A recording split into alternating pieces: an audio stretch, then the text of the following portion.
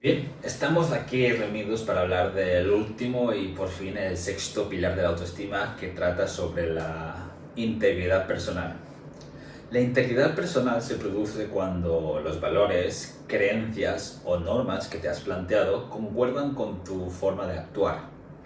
Hay que recordar que antes de hablar sobre la integridad, primero tienes que hacer una valoración personal sobre los valores que has decidido seguir, juicios sobre las acciones correctas o incorrectas, porque si no tienes normas establecidas previamente, aún estás a un nivel muy bajo de desarrollo personal, incluso para ser acusado de hipocresía. Sin embargo, esto no te quita la responsabilidad de tus acciones. Por eso, cuando hacemos algo que entra en conflicto acerca de lo que es adecuado para nosotros, se nos cae el alma al suelo. Y si esta conducta se vuelve habitual, dejamos de confiar en nosotros mismos. Pero lo que puede curar nuestra integridad es la práctica de la propia integridad. ¿Por qué? Como hemos mencionado en el capítulo 2, por aquí tenéis las tarjetitas, o si no, aquí abajo podéis ver los vídeos reflejados, para cambiar una conducta, primero hay que aceptar que somos esa persona y en concreto que somos la conducta que estamos expresando. Vamos a poner un ejemplo. Por ejemplo, si yo soy una persona agresiva, primero tengo que aceptar que yo soy agresivo, por mucho que no me pueda gustar la situación, ya que la aceptación es la condición previa al cambio. Y en ese proceso tu autoestima puede salir lastimada, puedes sentirte mal y puedes sentirte de mil maneras diferentes. Pero gracias a eso, a que estás aceptando eso, serás capaz de cambiar tu actitud o tomar medidas para empezar ya a modificar cómo quieres que sea tu actitud en un futuro, o no en el futuro, sino actualmente. ¿Qué más tenemos? La integridad no garantiza que hagamos la mejor elección. Solo exige que sea auténtico nuestro esfuerzo por tomar la mejor elección, que permanezcamos conscientes, conectados a nuestro conocimiento, que apliquemos nuestra mejor claridad racional, asumamos la responsabilidad de nuestra elección y sus consecuencias. No pretendamos huir de una confusión mental. Congruencia. No pretendamos huir de una confusión mental. Ahora vamos a hablar de la congruencia. ¿Por qué confiamos más en unas personas y menos en otras personas? Porque mantienen su palabra, porque cumplen sus compromisos, porque no se limitan a prometer que defienden a su gente, sino que lo hacen, porque no predican la equidad, sino que la practican, porque no se limitan a aconsejar honestidad e integridad, sino que la viven. Cuando traicionamos nuestras normas, si yo actúo en contra de lo que considero correcto, si mis actos chocan con mis valores afirmados, entonces sobro en contra de mi criterio, me traiciono a mí mismo. Una falta de integridad contamina mi sentido de la identidad, del tipo de persona que soy. Lo más grave de todo, me causa un daño mayor del que me puede causar cualquier censura exterior o rechazo. Si yo... Un momento, que un poco de agua.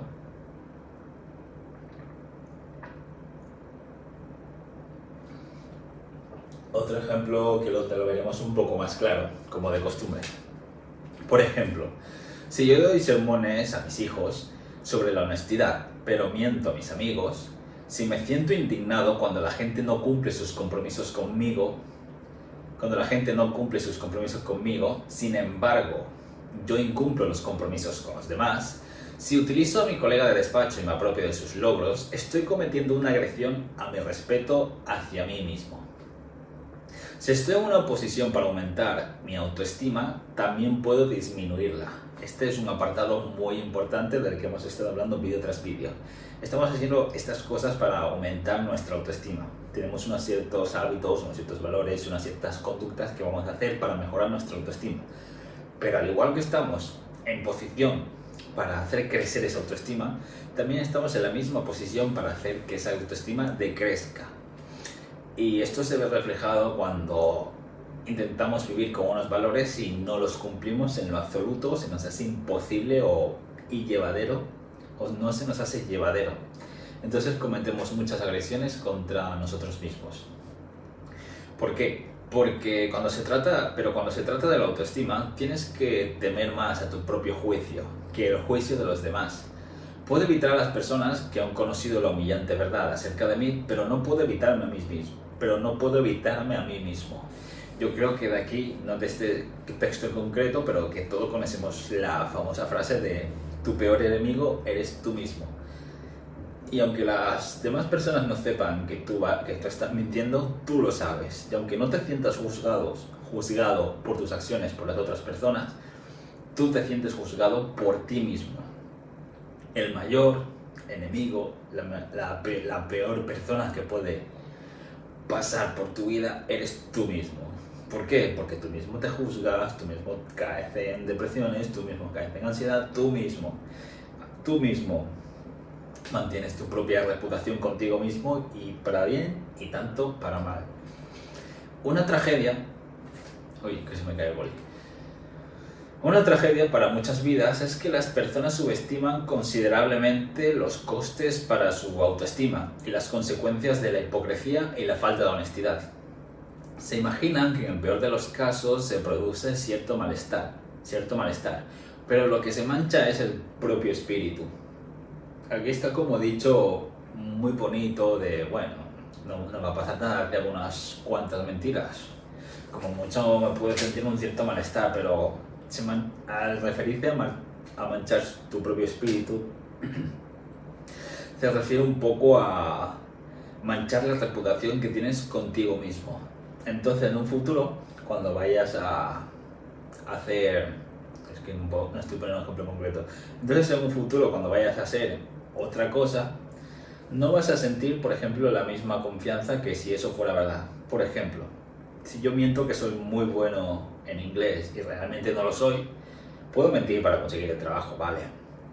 Pero yo en el fondo sé que no estoy capacitado y mi propio juicio hará que juegue en contra mía. Entonces, si luego voy a intentar expresarme, pues voy a sentirme mal por haber mentido, voy a hablar peor porque me hablo a mí mismo de otra manera, y etcétera. Y luego, si voy a solicitar otro puesto de trabajo, pues me sentiré más incapacitado porque no tengo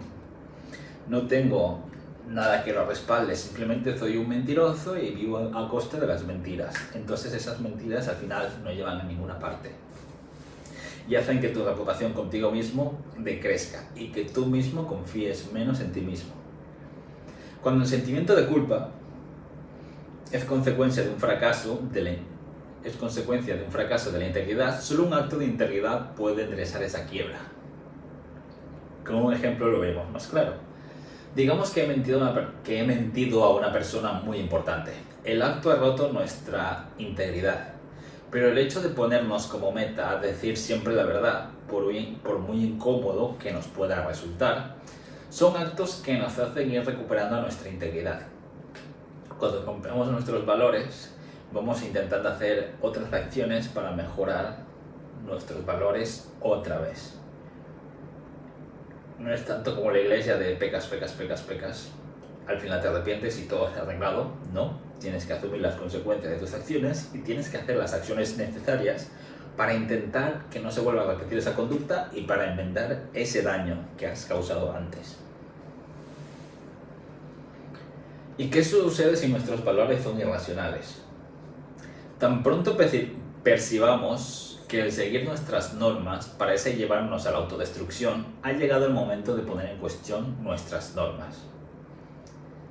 ¿Qué quiere decir esto? Si nuestros valores parecen irracionales, por ejemplo, yo tenía mucho la creencia de que la droga, para ser más concretos, la marihuana, se podría fumar una vez a la semana por temas de relajación y no tanto como evasión. Entonces, pues yo vivía con la creencia de que fumar marihuana, pues está bien, no siempre y cuando no lo hagas diariamente, sino una vez a la semana. Entonces, yo empecé a fumar una vez a la semana, pero luego pasé a 2 veces a la semana y realmente no me estaba dando cuenta que lo estaba haciendo por evasión.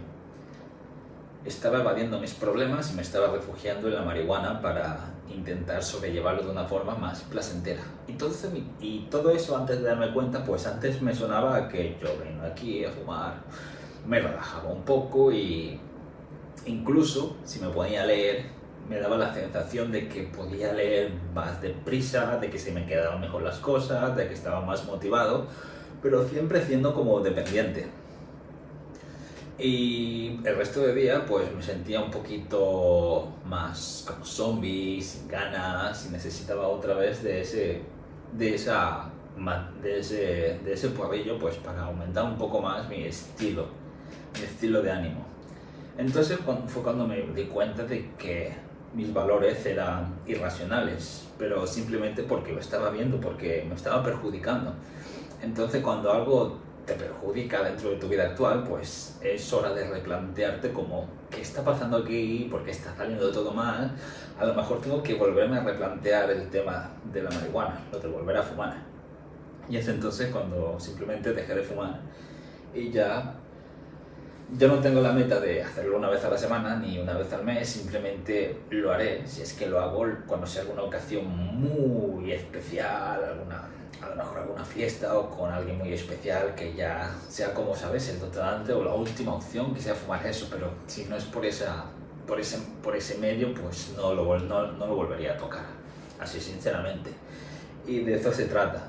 Si hay un valor tuyo con el cual has vivido a lo largo de tu vida, pero que te está causando daño, no sea simplemente malestar físico, también puede ser psíquico, pues es momento de replantearte por qué estás haciendo eso y qué tienes que hacer para mejorarlo.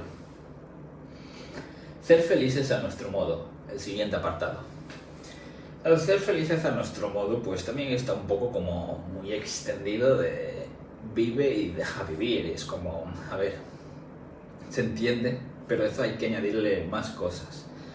Entonces es una forma muy simple de simplificarlo todo, pero a la vez tenemos que aplicarlo de formulación de metas, que lo vimos en el anterior vídeo. Hay que ser más específicos para poder seguir hacia un objetivo. Entonces, para ser específicos, en vez de simplemente decir ser felices a nuestro modo, yo diría el autor, vivir conscientemente, vive conscientemente, asume la responsabilidad de tus elecciones y acciones, respeta los derechos de los demás y sé feliz a tu modo. Entonces aquí ya añadimos más matices, lo de vive conscientemente, asume la responsabilidad de tus elecciones y acciones, porque todas las elecciones y acciones tienen unas consecuencias y tienes que asumir la responsabilidad de eso, y sobre todo respetar los derechos de los demás. No puedes simplemente pretender vivir a tu manera sin respetar los derechos de los demás, porque ellos también están intentando vivir a su manera, pero como están viviendo en conjunto y como un pilar fundamental es el respeto no solamente a uno mismo, pero cuando te respetas a ti mismo, sabes que tienes que respetar a las otras personas. Por lo tanto, no es como simplemente ser feliz a nuestro modo. Te queda corta la afirmación. Siguiente apartado. Las razones no modifican los hechos. Las mentiras no funcionan. No hay mucho más que añadir. Simplemente, es que he mentido para proteger a tal persona. Es que he mentido para ayudarte. Es que he mentido para... Las razones que tú puedas tener, porque pueden ser miles, no van a modificar los hechos. Y las mentiras nunca funcionan. Final. A no ser que seas una persona hipócrita y que no sepas mantener sus promesas, pues eso ya es otro tema, pero no estamos hablando de eso ahora. Otro de los problemas que nos encontramos las personas que intentamos practicar la integridad, no solo me incluye a mí, incluye a muchas personas, es el desafío que nos enfrentamos en la actualidad, que es un reto un poco difícil, que consiste en mantener altas normas personales aún sintiendo que se vive un estercolero moral. Es muy complicado para la mayoría hacer las cosas bien, cuando vivimos en un mundo donde se hace todo mal, ¿verdad? Parece un proyecto en solitario el hecho de vivir íntegramente siguiendo unos valores. Todos podemos ser hipócritas Todos podemos ser hipócritas en muchos momentos de nuestras vidas y podemos seguir los valores opuestos que nos hemos formulado. ¿Verdad? El principio de causalidad recíproca. Antes de leer este libro te puedes llegar a preguntar: si no tengo autoestima, no puedo leer el libro. No funciona exactamente así. Es como empezar a hacer deporte. Al principio nos parece difícil, pero a medida que vamos mejorando nos resulta mucho más fácil. Vas mejorando tu condición física y al principio puedes fracasar nuestras metas, pero ya estamos entrenados, sabemos lo que hemos hecho mal. Esto en el vídeo anterior lo tenéis tratado. Pero estaremos dispuestos a querer mejorar, a trabajar más nuestras emociones, nuestras actitudes, todo desde una nueva perspectiva.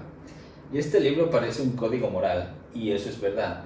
Las virtudes que nos exige la autoestima son también las que nos pide la vida en general.